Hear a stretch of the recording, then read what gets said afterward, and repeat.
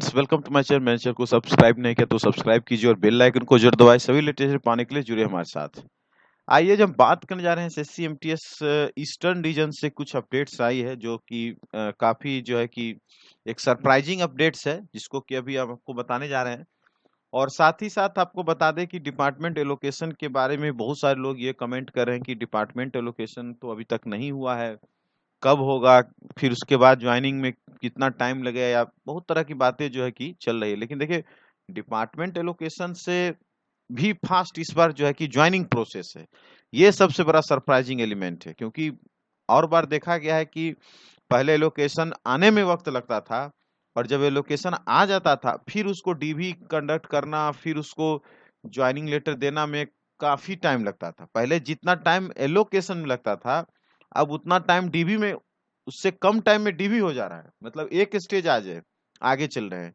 इसलिए बता रहे हैं कि आपको हम ऑलरेडी बता चुके हैं कि जो गवर्नमेंट का टारगेट है, जो 10 लाख रोजगार का उन्होंने टारगेट ले रखा है, जिसको कि उनको पूरा करना है। और जो टाइम, जो ड्यूरेशन रखा था, वो टाइम तो खैर पार हो गया, लेकिन फिर भी उनका टारगेट है कि बिफोर नेक्स्ट ईयर, मतलब अगले साल के मार्च तक या फरवरी तक जो है कि इसको अचीव करना है। अभी जो पार्लियामेंट में जो अभी आपका स्टेटमेंट आया था, उसमें लगभग लगभग 6 लाख, 6.5 लाख के आसपास डेटा आया है, जिसमें कि सभी जो रोजगार जो मेला होता है उसमें रोजगार मेले के तहत सबको अलॉट किया गया था। तो अभी भी इस पर काम जो है कि चलना है, जो 10 लाख का टारगेट उसको अचीव करना है। इसीलिए ये चीजें आप देखेंगे इस बार काफी तेजी से हो रही है। और बार ये इतना तेजी आपको नहीं दिखेगा। इस बार जो है कि फास्ट प्रोसेस हो रहा है।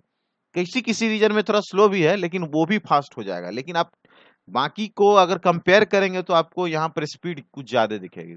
अब देखिए कोलकाता रीजन का क्या हाल है, वो बहुत अपने आप में चौंकाने वाला। अभी आप देखेंगे कि यहाँ पर कोई भी एलोकेशन आपको नहीं दिखेगा एमटीएस का। देख सकते हैं दो दूर दूर तक 17-18 के आसपास तो शायद रिजल्ट ही आया था। उसके बाद आप देखिए कोई भी एलोकेशन की लिस्ट यहाँ पर नहीं है। ठीक है। लेकिन अगर आप देखेंगे तो यहाँ पर कुछ डिपार्टमेंट्स ने डीवी के लिए दे दिया, यानी किसी को ये नहीं पता है कि मेरा कब है, कौन सा डिपार्टमेंट है, लेकिन वो डायरेक्ट जब आएंगे तो डायरेक्ट वो डीवी की तरफ चले जाएंगे। अब आपको दिखाते हैं, ये देखिए, इनकम टैक्स ने कोलकाता के लिए जो है डीवी की लिस्ट जारी कर दी है। ये कल, एक आजकल का ही ये लिस्ट है, जारी किया गया है।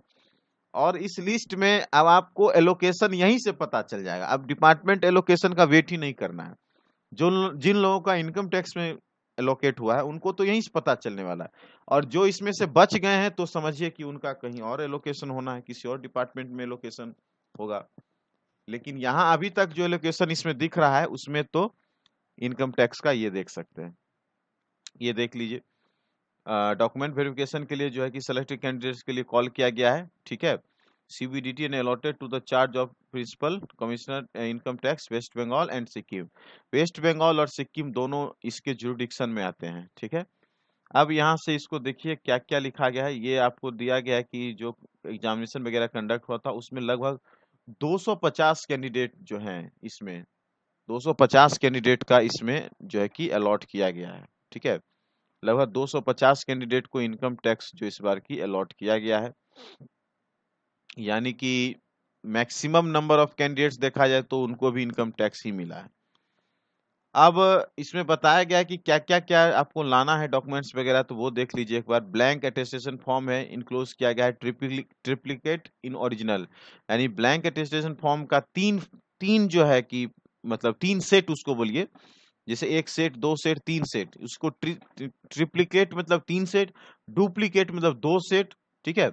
इसी तरह से इसमें दिया गया है। और विथ रिसेंट पासपोर्ट साइज, जैसा कि आपको कल वाले वीडियो में हमने बताया है कि आपको अटेस्टेशन फॉर्म वगैरह कैसा भरना है, तो आप उसको लिंक डिस्क्रिप्शन में भी दे देंगे, या ऊपर आप देखिएगा तो ऊपर आपको लिंक एक आ रहा होगा अटेस्टेशन फॉर्म भरने के बारे में। वहां से भी इस वीडियो को देखिए तो आपको पूरा पूरा चीज समझ में आ जाएगा। हमने उसको क्लियरली बता दिया है कि कैसे कैसे भरना है, स्टेप बाय स्टेप। ठीक है। रजिस्ट्रेशन फॉर्म हो गया। फिर मेडिकल सर्टिफिकेट का जो इसमें अलोंग विथ स्टेटमेंट है उसको भी दिया गया है, उसको भी आपको देना है। अच्छा, बनाना कैसे है, यहाँ देखिए क्लियरिटी है। एक दो रीजन से जो आया था उसमें क्लियरिटी नहीं आ रहा था कि कहाँ से करना नहीं करना, लेकिन यहाँ क्लियरिटी कर दिया गया है। इसमें साफ साफ लिखा है कि एक सिविल सर्जन और डिस्ट्रिक्ट मेडिकल ऑफिसर और एक मेडिकल ऑफिसर। इस तीनों में से किसी एक से आपको करवाना है, या तो सिविल सर्जन लेवल से बनाइए, या डिस्ट्रिक्ट मेडिकल ऑफिसर बनाइए, या एक मेडिकल ऑफिसर से, इसके इक्विवेलेंट रैंक के आदमी से।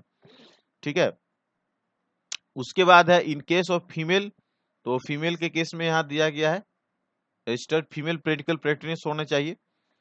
और those who are already in government service and are going to opt for technical resignation for their previous service may submit the status copy of medical certificate. जो already service में है उनको जो technical resignation देके वो जाएंगे job करने, उनको पुराना जो है कि वो सबमिट करेंगे तो उससे भी उसको कर दिया जाएगा।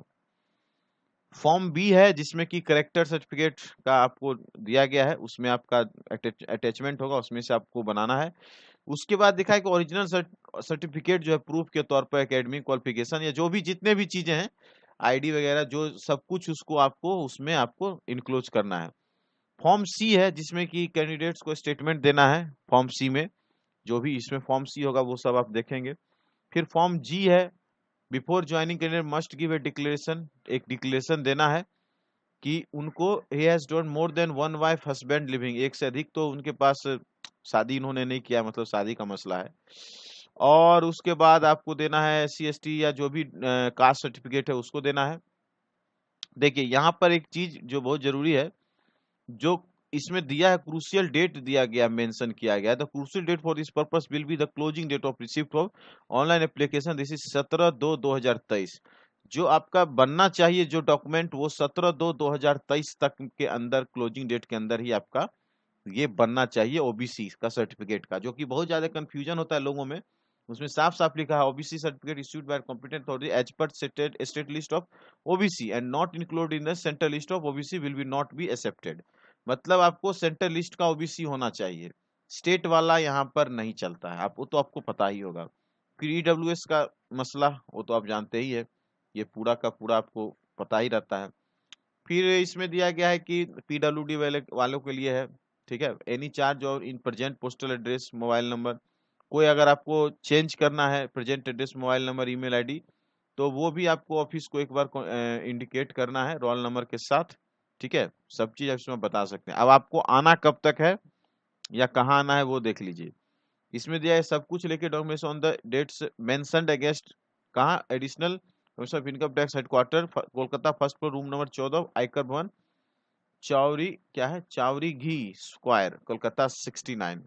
यहाँ पर ये एड्रेस है और डेट आपको नीचे में सारा कुछ यहाँ मेंशन किया हुआ है। ये आपका पूरा आप देख सकते हैं सब, ये यहाँ से आप देखिए लिस्ट है, और लिस्ट में किस किस का किस किस डेट में आना है उस डेट को यहाँ पर मेंशन किया गया है। और यहाँ से देख लीजिए roll number, name, date of birth, father's name, category, SSC का रैंक लिस्ट कितना है वो आपको दिया गया। और डेट जो वेरिफिकेशन डेट यहाँ चालू हो रहा है 13/11/2013 से आपका वेरिफिकेशन लिस्ट यहाँ पर चालू हो जाएगा।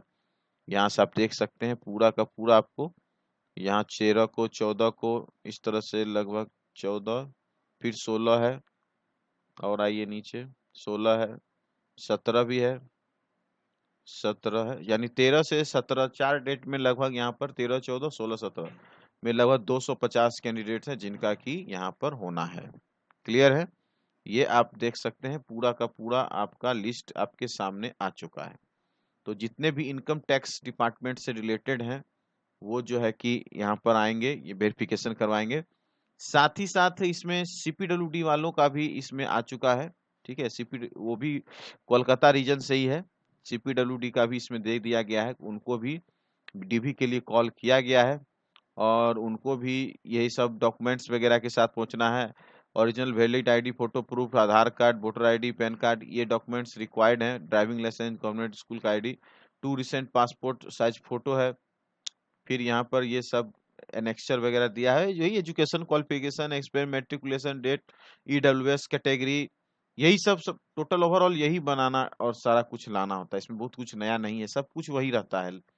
और यहाँ लगभग लगभग कुछ लगभग देखते हैं तो लगभग कुछ ज्यादा नहीं है, टोटल 79 कैंडिडेट्स का यहाँ पर वेरिफिकेशन होना है। डेट यहाँ पर मेंशन किया गया है, 17 है, 14 है, 14, 13, 13, 14, 17, 17, यही 13, 14 और 17, ये 2-3 डेट है जिसमें कि 16 भी है, 16 भी इसमें की मेंशन है। तो इनको भी वहां पर पहुंचना है, यानी कि दोनों डिपार्टमेंट्स का जो है कि डिटेल्स फाइनली आ चुका है। तो जितने भी कैंडिडेट हैं वो अब अपने अपने डॉक्यूमेंट्स तैयार करके अपना अपना जो है कि पहले डीवी कराइए, डीवी हो जाएगा, फिर उसके बाद जो ज्वाइनिंग की प्रोसेस है वो होगी। तो आई होप कि आप लोग को जो भी कुछ प्रॉब्लम इसमें आएगा वो आप कमेंट बॉक्स में जरूर लिखेंगे। जो भी आपको क्वेश्चन क्वेरी है उसको आप कमेंट्स में लिखेंगे, उसको हम भरसक प्रयास करेंगे देने का। और साथ ही साथ टेलीग्राम जो हमने बनाया है उस पर भी आप लोग जुड़िए, वो आपने ऑलरेडी कह रखा है। टेलीग्राम ग्रुप बन चुका है सिर्फ एसएससी एमटीएस 2022 बैच वालों के लिए, तो उस पर भी आप लोग जरूर जुड़िए। इस वीडियो में बस इतना ही। वीडियो अच्छा तो लाइक शेयर एंड सब्सक्राइब जरूर कीजिए। Thanks for watching and best of luck.